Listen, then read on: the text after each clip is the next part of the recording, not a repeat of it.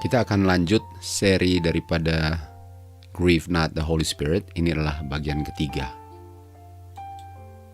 Bagian ini berjudul While He May Be Found, sementara Tuhan masih bisa ditemukan. Diberkatilah dia yang pelanggarannya diampuni dan dosanya ditutup. Kita tahu ditutup itu ditutup dengan darah Tuhan Yesus ya. Dan ayat 2 dikatakan, diberkatilah orang yang mana Tuhan tidak mengenakan dosanya terhadap dia sebagai pelanggar, karena sudah dikenakan kepada anaknya, di mana rohnya atau kehidupannya tidak ada lagi dusta atau bohong. Berbahagialah. Ini hanya bisa terjadi kalau dosa kita sudah diampuni, betul? Dan waktu Roh Kudus menginsafkan saya akan dosa itu, saya mengakuinya dan saya punya dosa itu diampuni. Dan barulah berlaku diberkatinya itu kalau ini semua sudah terjadi seperti itu. Dan ayat 5 dikatakan, saya mengakui dosa-dosa saya kepadamu. Dosa-dosaku, pelanggaranku tidak aku sembunyikan daripadamu. Saya akan mengakui saya punya pelanggaran terhadap Tuhan, dan engkau mengampuni dosa-dosaku. Jadi penting sekali waktu Roh Kudus menginsafkan saya akan dosa saya, mengungkapkan dosa saya dengan cara apapun, saya mengakuinya. Dan berkat itu akan menjadi bagian saya kalau saya mengakuinya. Dan ayat 6 dikatakan, dan berdoalah kepada Tuhan sementara Tuhan masih bisa ditemukan, supaya saya bisa disembunyikan di saat banjir tiba nanti. Jadi carilah Tuhan sekarang, dan gak bisa saya cari Tuhan kalau saya masih simpan-simpan dosa.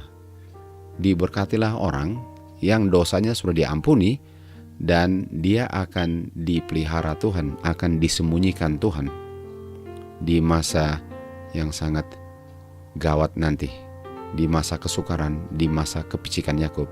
Orang itu akan dilindungi Tuhan dari kuasa setan yang sedang menggoda dia.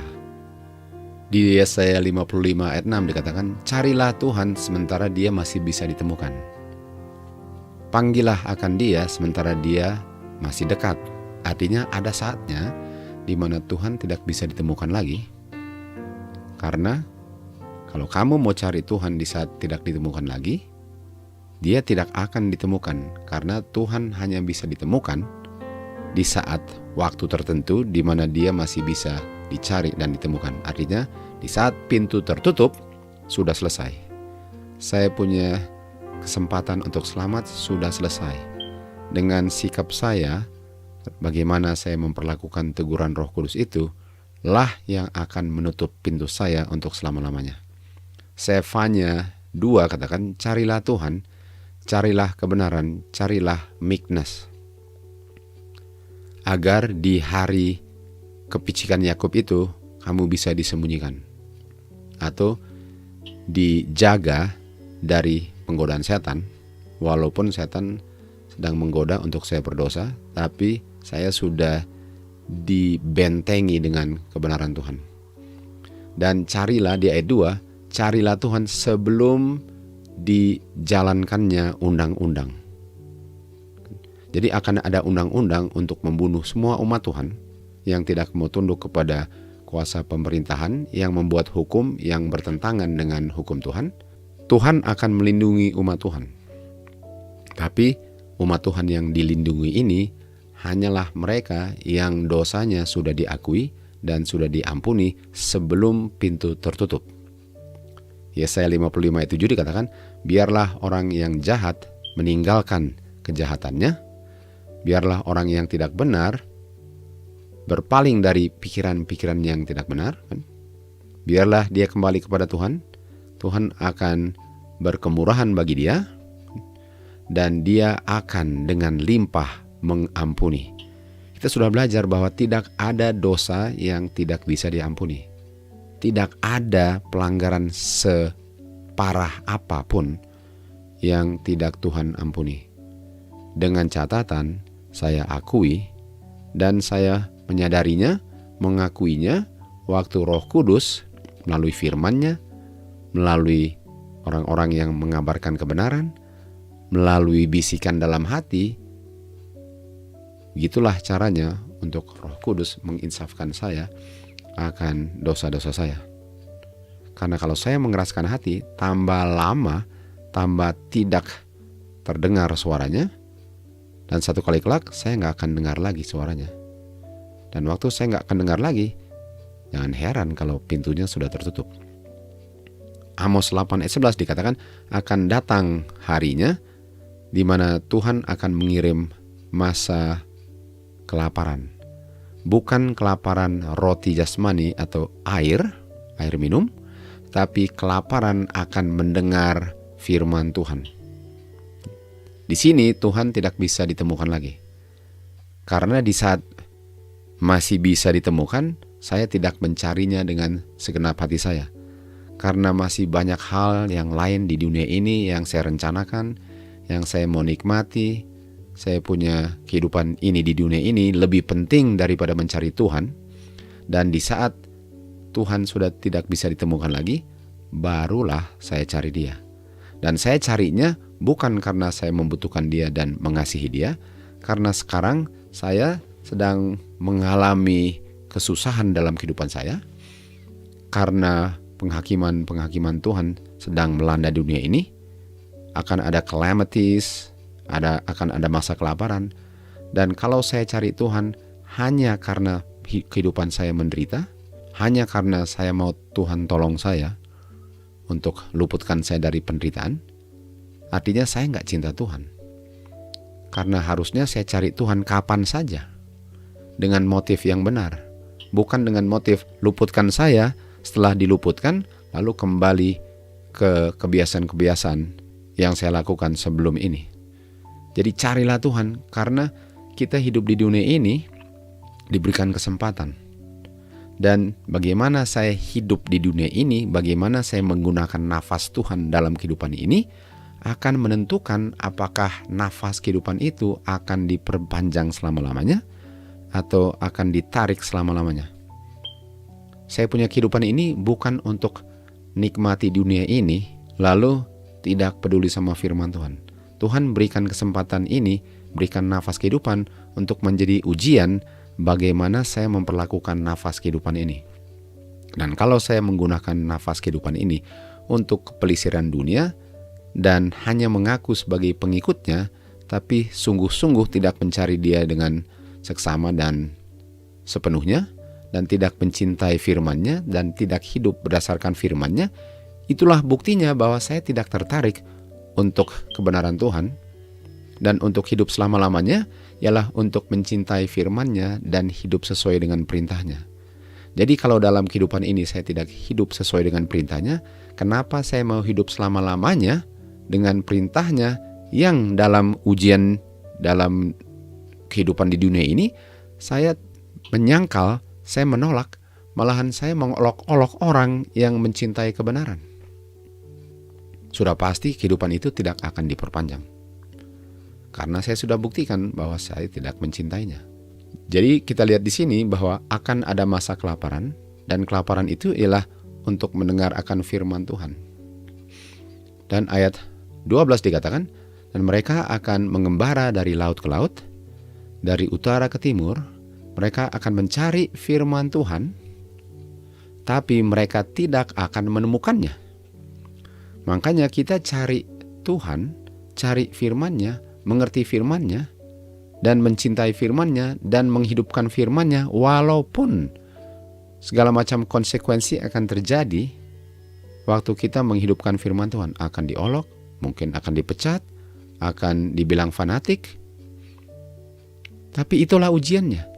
Karena kalau semua senang-senang, semua orang mau ke surga tanpa penganiayaan, tanpa diolok-oloknya.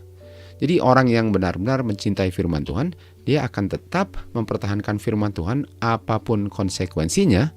Dan ini harus dilakukan sebelum ada masa kelaparan akan pendengaran akan firman Tuhan ini. Karena kalau saya mencarinya setelah sudah tidak bisa ditemukan, tentu saja nggak akan bisa ditemukan lagi. Karena memang sudah tutup pintunya. Jadi untuk saya mempertahankan dosa saya, dan kadang-kadang orang nggak mengerti apa itu dosa. Dia pikir, apa sih salahnya ini? Yang saya buat apa sih salahnya?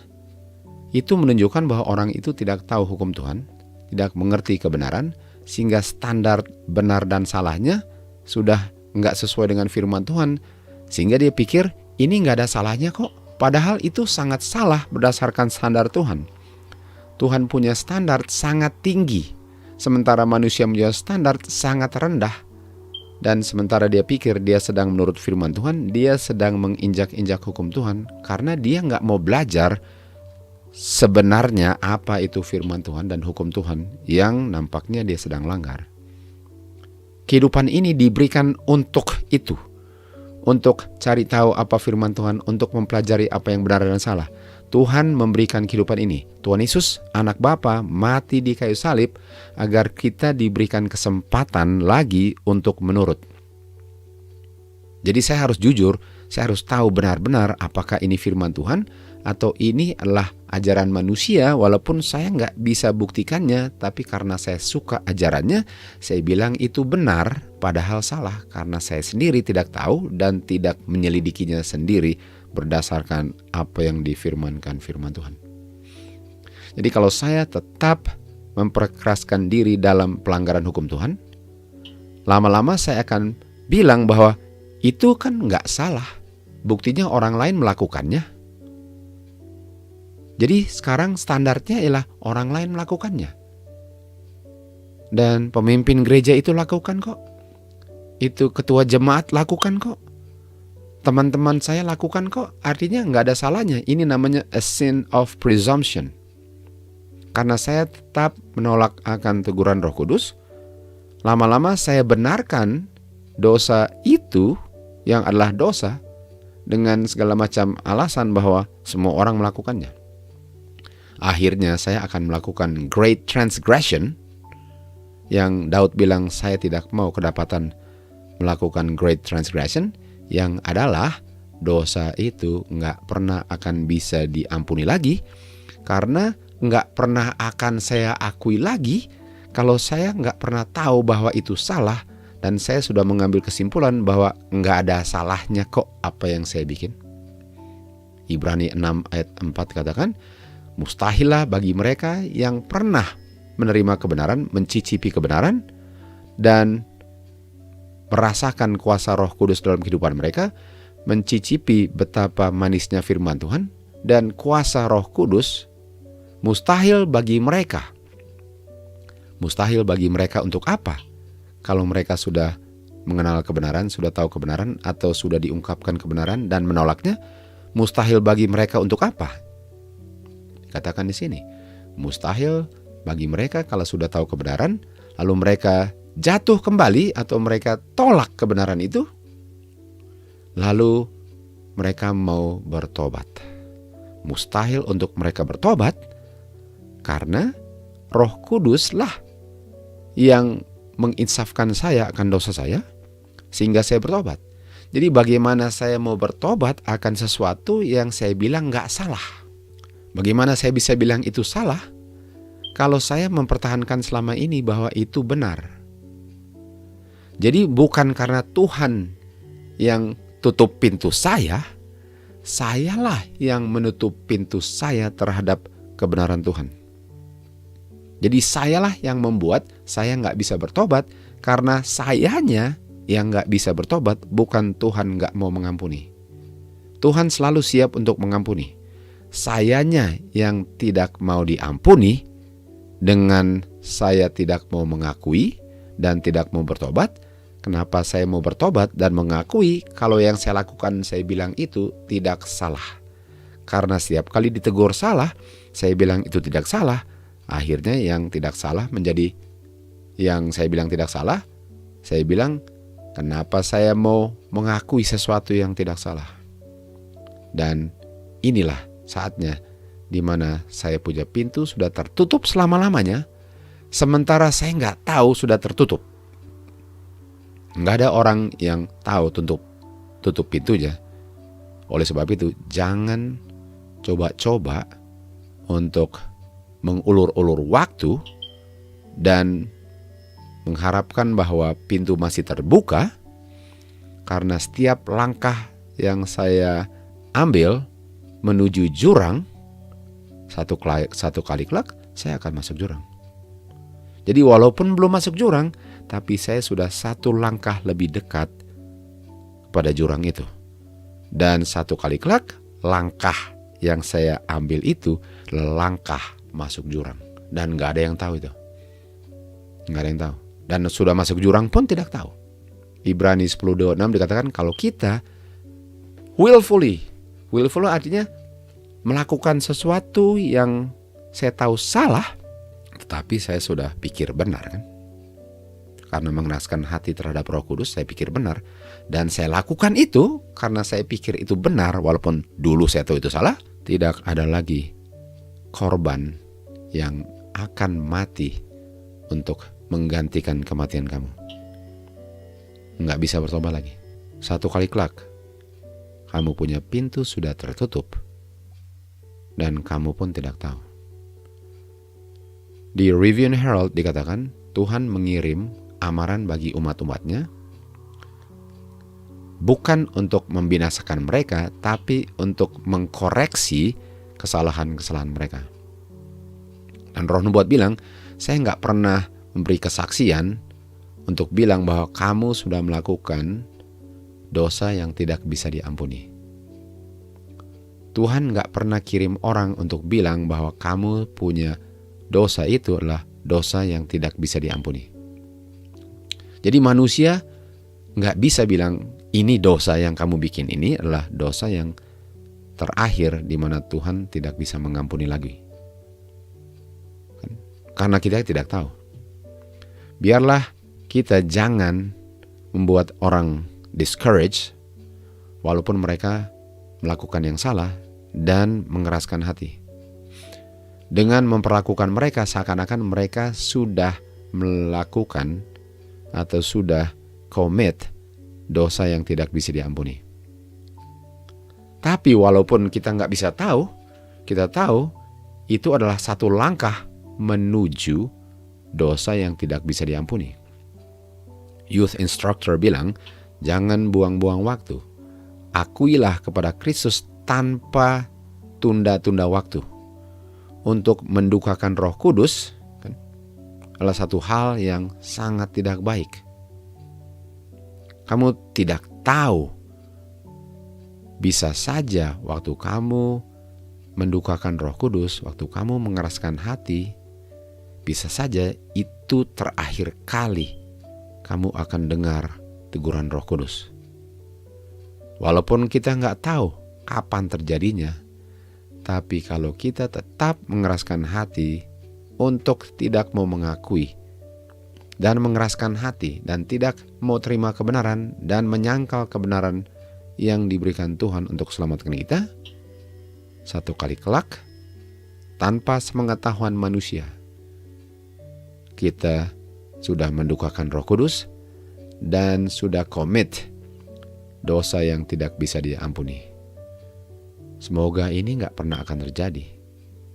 Karena kita waktu ditegur Roh Kudus menerima tegurannya dengan senang hati dan dengan kuasa Tuhan diperbaiki dari kesalahan-kesalahan sehingga kita gak pernah sampai ke titik di mana kita punya pintu kita yang tutup sendiri. Jadi orang-orang yang fall away atau tinggalkan kebenaran dan oleh sebab itu mereka punya dosa tidak bisa diampuni atau tidak ada lagi korban yang menggantikan mereka sebagai penggantian upah dosa mereka, adalah orang-orang yang meninggalkan kebenaran. Yang tadi dia terima sebagai kebenaran, sekarang dia tolak itu sebagai kebenaran karena dia sekarang melakukan hal-hal yang bertentangan dengan yang dia akui tadi sebagai kebenaran. Dan dikatakan di Ibrani 6 bahwa mustahil bagi orang-orang ini untuk bertobat kembali. Dan alasannya ialah karena mereka tidak continue dalam terang itu. Di Yohanes 8 ayat 31 kita lihat bahwa Tuhan Yesus bilang kepada orang-orang yang sudah percaya kepada Dia, kalau kamu continue atau terus mempertahankan, tetap mempelajari firman Tuhan, walaupun kamu sudah tahu sesuatu, kamu harus terus, nggak bisa kamu berhenti di tempat. Sebagaimana tanaman nggak bisa berhenti bertumbuh, kita punya pertumbuhan sebagai orang Kristen pun harus bertumbuh. Jangan puas dengan apa yang kita sudah ketahui dan sudah mengerti, kita harus bertumbuh terus. Dan dengan kita bertumbuh terus, ayat 32 dikatakan, kita akhirnya akan mengetahui kebenaran dengan sempurna. Jadi untuk tinggalkan kebenaran, ialah untuk tidak terus, tidak continue, sehingga kita nggak pernah akan tahu apa itu yang benar. Walaupun kita pernah tahu sesuatu tentang yang benar, tapi kebenaran yang kita ketahui itu belum lengkap. Dan kebenaran yang lengkap ini lah kebenaran yang membebaskan saya dari dosa. Di 1 Yohanes 2 ayat 1 dikatakan, jangan kita berdosa. Tetapi jikalau kita berdosa. Jadi ini nggak bilang bahwa saya rencana untuk berdosa. Ini mengatakan bahwa seandainya saya berdosa tanpa direncanakan, ada perantara antara manusia dan Bapa, yaitu Tuhan Yesus. Jadi dosa yang diampuni di sini adalah dosa yang tidak direncanakan. Jadi kalau saya sudah tahu sesuatu itu salah dan saya tetap mau melakukannya, karena pada saat itu sangat tertarik sekali untuk melayani daging saya, itu sangat berbahaya karena itulah sesuatu yang lama-lama saya akan benarkan. Untuk selalu membenarkan diri ialah untuk selalu membenarkan daging saya untuk dilayani. Dan itulah yang akan membuat orang itu gak bisa dosanya diampuni karena dia tetap lakukan. Dan kita harus maju terus, Walaupun kita berdosa, tapi dosa itu bukan sesuatu yang direncanakan dan kita belajar dari pengalaman dosa itu untuk tidak diulang kembali. Jadi walaupun Tuhan sudah mengampuni dosa saya dan saya jatuh lagi, dengan catatan bukan jatuh yang direncanakan, Tuhan tetap mengharapkan saya untuk bertumbuh terus. Nggak bisa saya jatuh terus dalam dosa yang sama. Saya harus lulus dari dosa di mana saya jatuh itu, walaupun diampuni di 1 Yohanes 2:1, nggak bisa saya menggunakan alasan bahwa akan diampuni terus, saya tetap melakukannya. Saya harus bertumbuh terus. Saya harus bertumbuh sampai Efesus 4 ayat 13. Sampai saya mencapai measure, stature, dan fullness-nya Kristus. Artinya setara dengan Kristus. Jadi nggak cukup untuk sudah mengakui dosa dan tidak berdosa, lalu pikir bahwa kalau saya berdosa Tuhan akan ampuni lagi, dengan catatan saya tidak sengaja atau tidak merencanakannya. Tetap kita harus lulus dari dosa itu, harus lebih fokus, harus lebih belajar lagi, harus belajar terus sehingga saya lulus dari dosa itu dan dosa-dosa yang lain, sampai saya mencapai tahap di mana saya sudah sama measure, stature, fullness-nya Kristus. Jadi di sini Tuhan mengharapkan kita maju terus. Nggak cukup kita kerdil terus. Walaupun saya sempurna dalam kekerdilan, nggak sempurna itu untuk tetap kerdil terus. Saya harus maju terus dengan tetap belajar terus. Di Christ Object Lesson halaman 69 dikatakan, setiap tahap pertumbuhan kehidupan kita bisa menjadi sempurna. Sempurna dalam tahap itu. Tetapi belum mencapai Efesus 4 ayat 13 punya standar, the measure, stature, the fullness of Christ. Tapi dalam setiap tahap pertumbuhan saya bisa sempurna. Namun kalau Tuhan punya tujuan dalam kehidupan saya akan digenapi, harus saya bertumbuh terus. Karena pengurusan itu adalah pekerjaan selama saya hidup. Dan sementara kesempatan saya bertambah-tambah, pengalaman saya pun akan tambah-tambah juga. Dan pengetahuan saya akan bertambah-tambah. Jadi pengalaman dan pengetahuan berdasarkan kesempatan untuk bertambah-tambah. Itu harus bertumbuh terus. Nggak bisa saya sudah berhenti dalam tahap sebelumnya walaupun sudah sempurna dalam tahap itu. Kita akan menjadi kuat untuk menanggung tanggung jawab kita dan menjadi dewasa sesuai dengan kesempatan yang telah kita terima, kita manfaatkan. Di saat karakter Kristus dengan sempurna dihasilkan kembali dalam umat-umatnya, ini sama dengan Efesus 4 ayat 13 tadi. Di saat kita punya karakter mencapai the measure of the stature of the fullness of Christ, perfectly reproduce, barulah Tuhan Yesus akan datang dan menjemput umat-umatnya.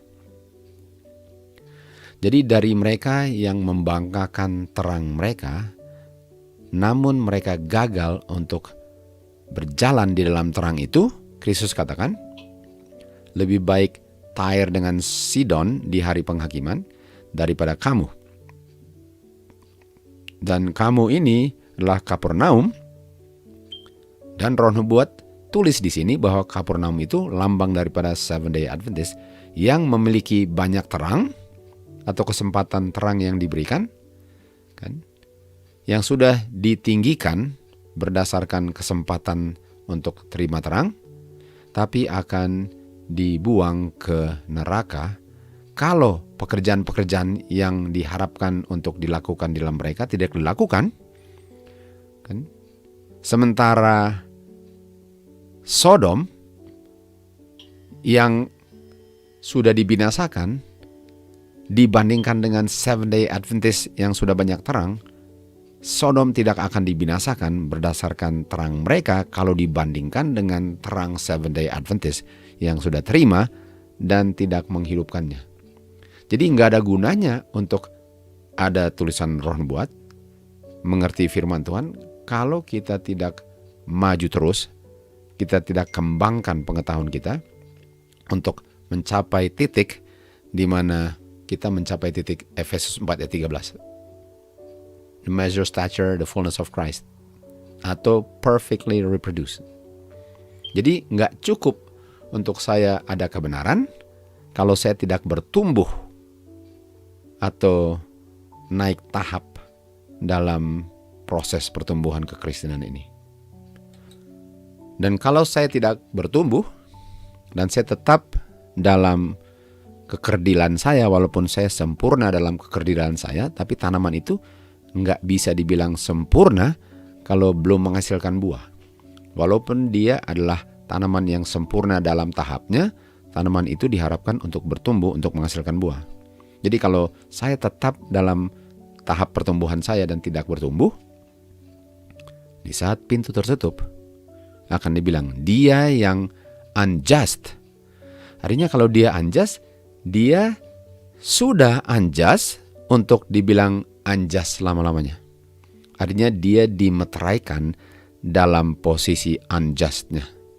Dia yang kotor artinya dia sudah kotor dulu untuk dibilang kotor. Biarlah dia kotor selama-lamanya. Orang yang kedapatan kotor di saat pintu tertutup akan dibilang kotor selama-lamanya. Artinya dia dimeteraikan untuk selama-lamanya kotor. Sementara dia yang righteous, artinya dia sudah righteous, dan sekarang dia dinyatakan righteous dan dia dimeteraikan sebagai righteous selama-lamanya. Nggak akan menjadi kotor lagi. Dia yang holy, dia sudah holy, dan dia dimeterai sebagai holy, dan dia akan tetap holy selama-lamanya. Karena kita punya pintu, kita nggak tahu kapan tertutupnya. Jadi kalau saya tidak mau bertumbuh terus, saya akan kedapatan di dalam tahap yang dimana saya tidak bertumbuhnya, dan saya akan dimeteraikan di tahap saya karena tidak tumbuh dan kedapatan tidak berbuah. Walaupun dalam tahap itu saya sempurna, tapi saya tidak sempurna dalam pengertian saya tidak menghasilkan buah yang diharapkan dari pertumbuhan tanaman itu. Jadi harus belajar terus. Nggak bisa kita tahu sesuatu lalu kita berhenti belajar, karena kita diharapkan untuk mencapai titik tertinggi di mana rencana keselamatan itu hanya berhasil kalau saya mencapai titik tertinggi itu. Dan kalau saya tidak mencapai titik the stature, measure, dan dia punya fullness of Christ, saya akan kedapatan ringan. Seperti sekam dibandingkan dengan gandum. Di saat umat Tuhan dimeteraikan di dahi mereka, kita tahu ini yang dimeteraikan adalah orang-orang yang sudah mencapai tahap di mana mereka sudah menghasilkan buah. Sementara tadi yang dimeteraikan tanpa buah akan selama-lamanya tidak akan berbuah. Dan pemeteraian ini adalah pemeteraian yang membuat mereka nggak bisa digoyang lagi. Artinya still dia yang dimeteraikan sebagai orang yang unjust nggak bisa menjadi just kalau dia nggak bisa digoyang lagi. Dia nggak bisa digoyang lagi. Sementara umat Tuhan yang sudah mencapai tahap kesempurnaan untuk diselamatkan, mereka dimeteraikan sehingga mereka nggak bisa digoyang juga dalam tahap mereka. Jadi nggak cukup untuk saya sudah tahu sesuatu dan nggak belajar terus. Seakan-akan saya sudah tahu segala-galanya. Kita tahu kondisi Laodikia adalah mereka yang bilang kami kaya, kami sudah memperkayakan diri dan kami tidak membutuhkan apa-apa. Sementara Tuhan bilang kamu nggak tahu bahwa kamu malang, melarat, miskin, buta, dan telanjang. Jadi mungkin mereka sudah tahu sesuatu, tapi mereka pikir sudah cukup sehingga mereka akan dimeteraikan dalam posisi mereka itu. Tapi posisi itu adalah posisi yang tidak menghasilkan buah karena mereka tidak belajar terus, tidak menambah pengetahuan dan pengertian akan firman Tuhan, sehingga mereka dimeteraikan dalam posisi mereka yang tidak pernah akan menghasilkan buah. Pemeteraian itu adalah Tuhan punya janji bahwa umat Tuhan ini adalah umat pilihannya. Jadi Tuhan punya janji bahwa ini jaminan bahwa kamu gak pernah akan bisa dipisahkan daripada Tuhan. Itu pemeteraian. Artinya kalau saya dimeterai sebagai orang yang hilang, saya dimeterai dalam posisi saya, sementara posisi itu adalah bukan posisi yang sempurna, saya dijamin bahwa saya nggak pernah akan dipersatukan dengan Tuhan. Saya dijamin bahwa saya sudah dipisahkan dari Tuhan dan nggak pernah akan dipersatukan lagi. Sementara umat Tuhan yang dimeteraikan, dimeteraikan artinya dijamin Tuhan bahwa kamu nggak pernah akan terpisah dari Tuhan untuk selama-lamanya. Dengan kuasa apapun itu mustahil. Jadi kita melihat di Review and Herald di sini, musuh daripada present truth, musuh daripada present truth sedang berusaha untuk membukakan pintu dari bilik masuci di mana Tuhan Yesus sudah tutup. Dan menutup pintu daripada bilik masuci yang Tuhan buka di tahun 1894. Di mana tabut perjanjian berada di dalam bilik masuci, di mana tertulislah 10 hukum dengan fingernya Jehovah. Jadi kita bisa lihat bahwa apa yang Tuhan buka nggak bisa ditutup. Dan apa yang Tuhan tutup nggak bisa dibuka. Itulah konsep pemeteraian. Jadi Roh Kudus memeteraikan umat Tuhan, dan bisa juga orang itu dimeterai dalam posisi hilangnya untuk selama-lamanya. Dan di bilik Kudus ada 2 loh batu, di mana ada 10 hukum di situ. Di Ulangan 5 ayat 1 dikatakan, Musa memanggil orang-orang Israel dan berkata kepada mereka, dengarlah, O Israel, statutes dan judgment yang aku ucapkan kepadamu hari ini, agar kamu mempelajarinya, memeliharanya, dan melakukannya. Okay?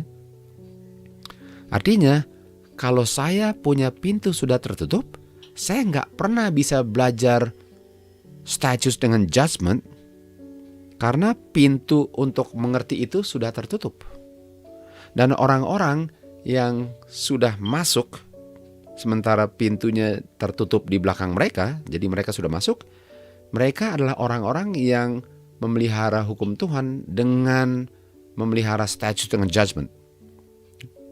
Jadi status judgment ini ada hubungan dengan tutup pintu di 1844. Karena 10 hukum itu adalah 10 hukum yang di bilik maha suci. Setelah Tuhan Yesus masuk bilik maha suci, kan, dia tutup pintu bilik suci, dia buka bilik maha suci. Dan orang yang tidak mau ikut Tuhan Yesus, tertutuplah pintunya.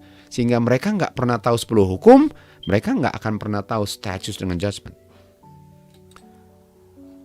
Di Review and Herald, setan sedang berusaha untuk mempengaruhi umat Tuhan dengan cara apapun, sementara umat Tuhan sedang dimeteraikan, untuk mengalihkan pikiran umat Tuhan dari present truth, yang adalah kebenaran yang memeteraikan, untuk membuat mereka goyang. Dan orang-orang yang dimeteraikan adalah orang-orang yang akan dilindungi Tuhan di masa kepicikan Yakub, the time of trouble. Jadi penting sekali untuk dimeteraikan, untuk memelihara hukum Tuhan. Dan hukum Tuhan itu bisa dimengerti dengan sempurna kalau kita mengerti status dengan judgment. Jadi dengan saya tidak mengerti status dengan judgment, saya tentu saja akan melanggar hukum Tuhan, karena hukum Tuhan itu adalah hukum Tuhan yang sangat luas, lebar, dalam. Dia punya prinsip, dan itu bisa dimengerti dengan saya mempelajari status dengan judgment dan memelihara semua perintah Tuhan melalui status dan judgment yang bukan bayang-bayang yang dipakukan di kayu salib. Jadi yang mengaku umat Tuhan yang menolak status dan judgment sedang melanggar 10 hukum. Dan untuk orang melanggar 10 hukum, tentu saja mereka nggak bisa dimeteraikan untuk diselamatkan. Dan kalau mereka nggak pernah mau belajar tentang status dengan judgment, mereka akan dimeteraikan dalam posisi sedang melanggar hukum Tuhan, sementara mereka pikir mereka sedang menurut hukum Tuhan, karena mereka tolak status dengan judgment yang menjelaskan dengan jelas dan menguraikan prinsip-prinsip 10 hukum agar mereka tidak melanggar 10 hukum. Dan mereka ini lah yang menjadi sasaran setan yang berhasil untuk membuat mereka nggak pernah melihat pentingnya status dengan judgment, sehingga mereka tidak dimeteraikan. Dan meterai itu adalah janji Tuhan bahwa umat Tuhan tidak akan pernah bisa dipisahkan dari Tuhan selama-lamanya, khususnya waktu mereka melewati time of trouble. Kita lihat di Ulangan 6 mulai ayat 1, Tuhan bilang, inilah perintah-perintahku, inilah status, inilah judgment yang Tuhan perintahkan untuk ajarkan kepada kamu, agar kamu melakukannya di tanah di mana kamu sedang pergi untuk diami. Kamu akan mengikat itu di tangan kamu dan akan berada di dahi kamu. Mengikat itu artinya akan diungkapkan dalam pekerjaan saya dan akan diungkapkan dalam pikiran saya. Artinya status dan judgment ini yang membuat saya punya dahi dipenuhi dengan pengertian firman Tuhan. Kalau kita lihat di Wahyu 14, kita lihat di Bukit Sion bersama dengan Tuhan Yesus ada 144.000, di dahi mereka tertulis nama Bapa. Kita tahu nama Bapa adalah karakter Bapa yang diungkapkan di dalam hukumnya. Dan hukumnya itu diuraikan oleh status dengan judgment. Jadi orang-orang yang tolak status dengan judgment adalah orang-orang yang tidak sadar bahwa mereka nggak bisa menurut 10 hukum dengan sempurna. Karena 10 hukum yang sempurna itu dijelaskan dengan sangat jelas oleh status dengan judgment yang mereka tolak, sehingga mereka nggak bisa dimeteraikan dan memiliki nama Bapa atau karakter Bapa di dahi mereka yang dimiliki oleh semua orang yang selamat, yaitu 144.000. Di sini dikatakan di Mount of Blessing bahwa nama God itu diungkapkan sebagai karakternya. Artinya karakter Bapa itu di Great Controversy diungkapkan dalam hukumnya. Dan hukumnya itu hanya bisa dengan sempurna dan jelas diuraikannya oleh statutes dengan judgment. Inilah yang membuat umat Tuhan gak akan diselamatkan karena mereka berdosa, karena mereka pikir mereka menurut sementara mereka melanggar 10 hukum, karena mereka tolak statutes dengan judgment yang banyak guru-guru katakan, guru-guru agama katakan, dipakukan di kayu salib. Jadi mereka main percaya saja siapa yang bilang dipakukan di kayu salib, sementara mereka nggak bisa buktikan sendiri dari firman Tuhan bahwa itu nggak pernah dipakukan di kayu salib. Dan Roh Nubuat pun sangat jelas, nggak perlu orang ke sekolah kalau dia bisa baca bahwa statutes dengan judgment nggak dipakukan di kayu salib. Dan salah satu daripada statutes adalah yearly feast, yang banyak orang bilang dipakukan di kayu salib. Sehingga mereka tetap melanggar 10 hukum karena statutes dengan judgment yang Tuhan berikan untuk umat Tuhan tidak melanggar hukum, mereka bilang sudah dipakukan di kayu salib. Inilah caranya untuk tidak dimeteraikan, namun dimeteraikan dalam posisi hilang selama-lamanya. 1 Yohanes 2 ayat 1 dikatakan, jangan kamu berdosa. Jangan kamu berdosa artinya jangan kamu menolak teguran Roh Kudus untuk mempelajari statutes dengan judgment. Dan waktu kamu tolak itu, kamu berdosa dan mengeraskan hati terhadap suara Roh Kudus. Dan siapa mau tahu kapan saja kamu bisa dimeteraikan dalam posisi hilang kamu. Ini bahayanya untuk buta-buta tolak sesuatu yang saya nggak ngerti. Di Yohanes 8 ayat 31 dikatakan, kalau kamu continue. Jadi 1 Yohanes 2 ayat 1 katakan, jangan berdosa. Dan untuk nggak berdosa ialah harus continue. Jadi kalau dulu saya nggak tahu sesuatu, kalau saya belajar terus, sekarang saya tahu sesuatu yang dulu saya nggak tahu. Tapi kalau saya mempertahankan sesuatu yang saya tahu dulu, dan saya nggak pernah lanjut untuk mempelajari terus, ada sesuatu yang dibukakan, saya tolak itu karena saya mempertahankan kebenaran yang saya tahu dulu, padahal itu belum lengkap. Sehingga kalau saya nggak continue, dia yang unjust, dia akan tetap unjust selama-lamanya. Sementara dia yang righteous, dia akan tetap righteous selama-lamanya. Karena dia continue. Jadi harus belajar terus. Walaupun dulu saya tolak mungkin, tapi waktu saya belajar saya lihat bahwa benar, terima. Karena ini berurusan dengan kita punya keselamatan pribadi. Di Wahyu 22 ayat 12 dikatakan, setelah dia dinyatakan righteous selama-lamanya, dimeteraikan, holy selama-lamanya, dimeteraikan untuk diselamatkan. Ayat 12 dikatakan, lihatlah aku segera datang untuk membawa upahku dan akan diberikannya kepada orang-orang sesuai dengan apa yang dia lakukan dalam kehidupan ini.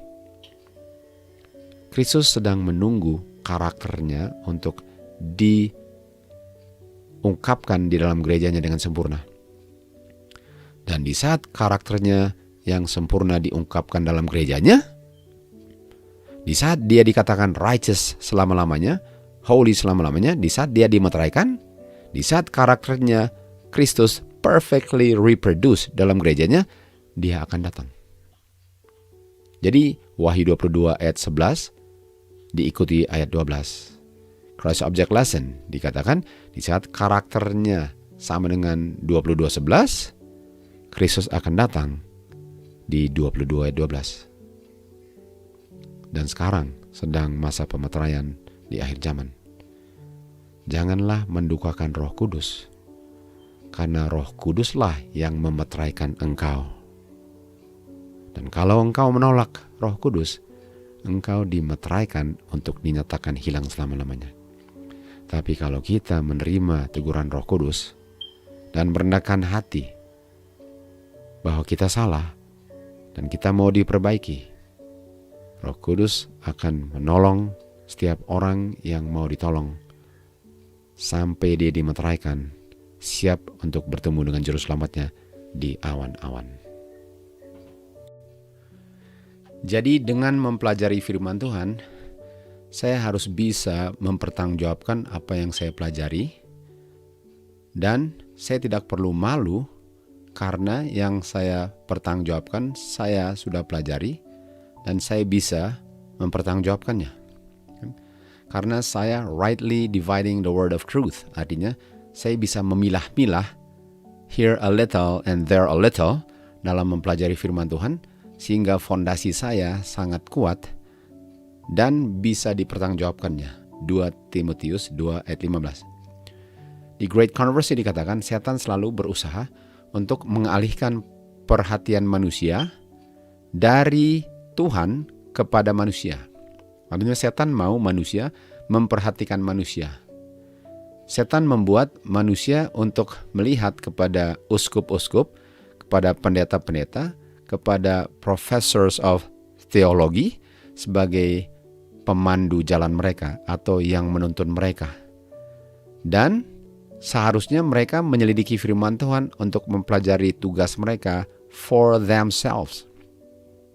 For themselves artinya mereka harus bisa mempertanggungjawabkannya sendiri tanpa harus tanya-tanya kepada orang lain untuk menjadi konfirmasi daripada kebenaran itu. Artinya saya punya konfirmasi adalah firman Tuhan. Nggak bisa kebenaran itu selalu saya gantungkan kepada orang yang berpendidikan. Seakan-akan merekalah otoritas tertinggi yang mereka bilang sudah pasti benar. Padahal yang pasti benar adalah firman Tuhan, dan saya bisa mempelajarinya dengan tuntunan Roh Kudus. Rightly dividing the word of truth, artinya metode belajar pun menentukan untuk bisa mengertinya. Buktinya banyak sekali denominasi Protestan yang memperoleh doktrinnya dari satu Alkitab, sementara interpretasinya beribu-ribu macam. Jadi metode yang benar itu adalah dituntun oleh Roh Kudus untuk menyelidiki firman Tuhan. Ini artinya kita harus search the scriptures untuk mengetahui saya punya tugas dan saya mengetahuinya sendiri. Jadi dengan setan menguasai pikiran pemimpin-pemimpin agama ini, dia bisa mempengaruhi atau bisa menguasai pikiran semua orang yang hidupnya benar-benar bergantung kepada pemimpin-pemimpin agama ini. Waktu Kristus datang dan mengajar perkataan-perkataan kehidupannya, orang-orang awam dengan senang hati mendengar ajaran dia. Banyak juga antara imam-imam dan pemimpin-pemimpin di Israel percaya apa yang diajarkan. Tetapi imam, kepala-kepala imam dan orang-orang terkemuka dalam bangsa ini bertekad untuk meniadakan, untuk menolak dan menuding salah ajaran-ajaran Kristus. Walaupun mereka tidak pernah berhasil dalam usaha mereka untuk menuduh Tuhan Yesus, mereka tidak bisa menyangkal bahwa ada kuasa ilahi dan hikmat yang menyertai perkataan-perkataannya. Dan itu hanya membuat mereka tambah benci Tuhan Yesus. Dan mereka menolak bukti yang sangat jelas bahwa dia adalah Mesias yang diharapkan umat Israel. Karena kalau mereka terima ajarannya yang mereka tahu benar, mereka nggak bisa enggak menjadi murid-muridnya. Dan karena mereka nggak suka menjadi murid-muridnya, mereka harus tolak ajaran yang mereka tahu benar.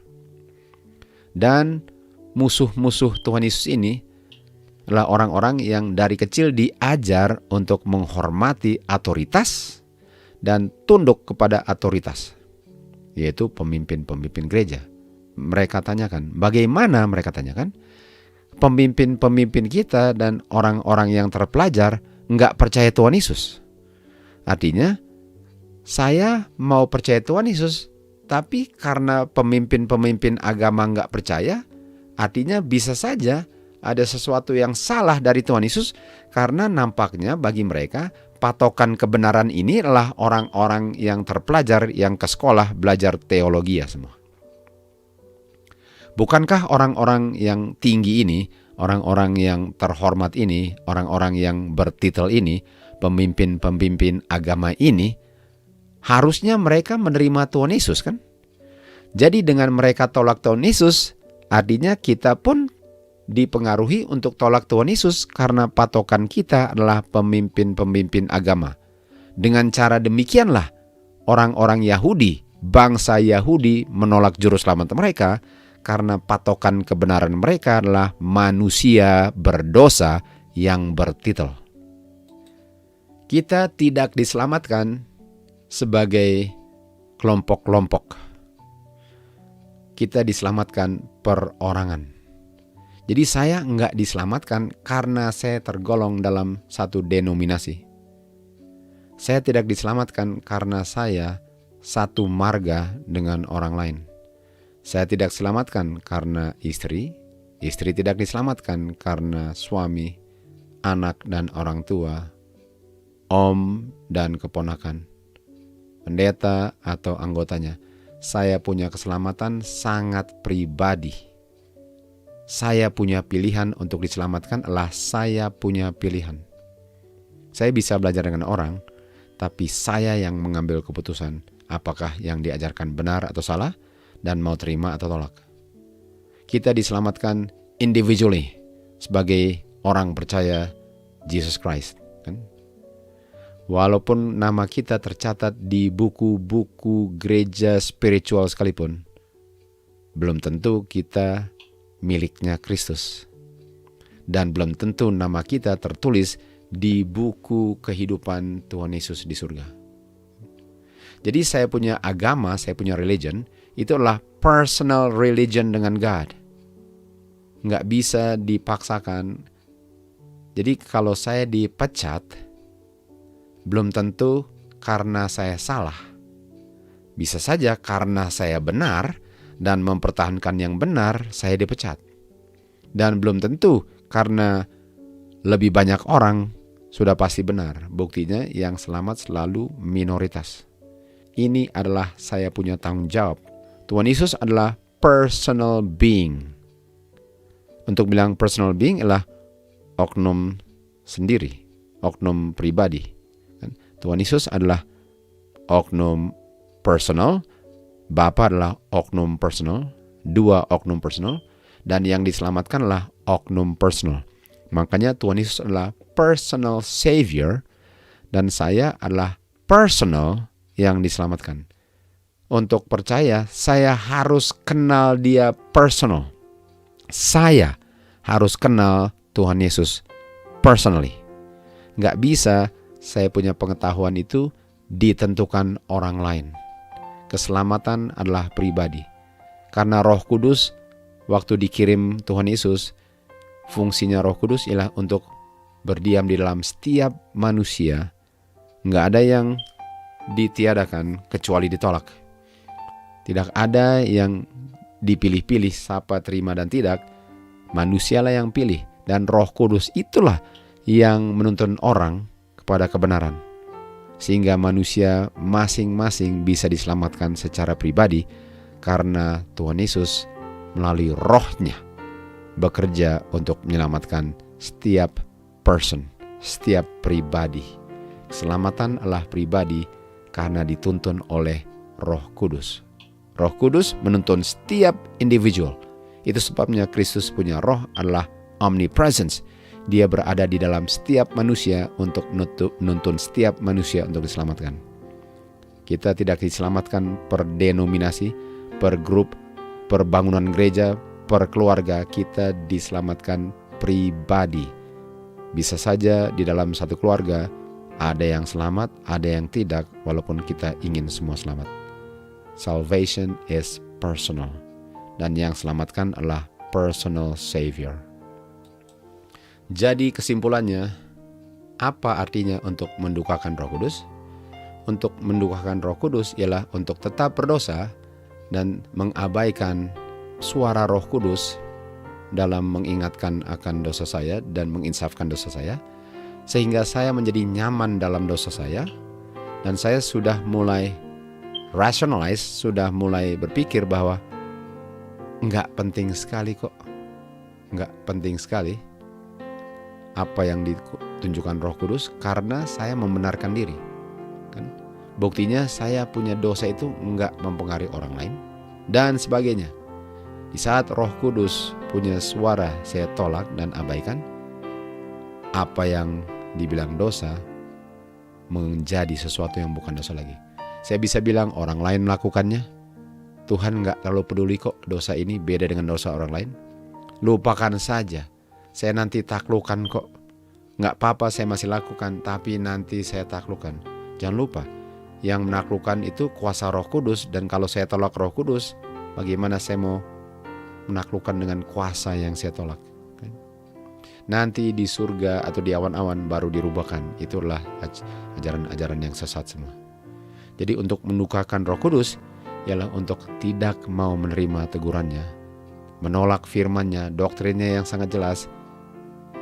Itu saya sedang mendukakan Roh Kudus. Walaupun saya tidak tahu kapan tutup pintu saya, tapi kalau nggak pernah ada perubahan, satu kali kelak akan tertutup, walaupun saya nggak pernah akan mengetahuinya. Carilah Tuhan sementara masih ditemukan, karena di saat pintu tertutup, keselamatanmu pun tertutup selama-lamanya.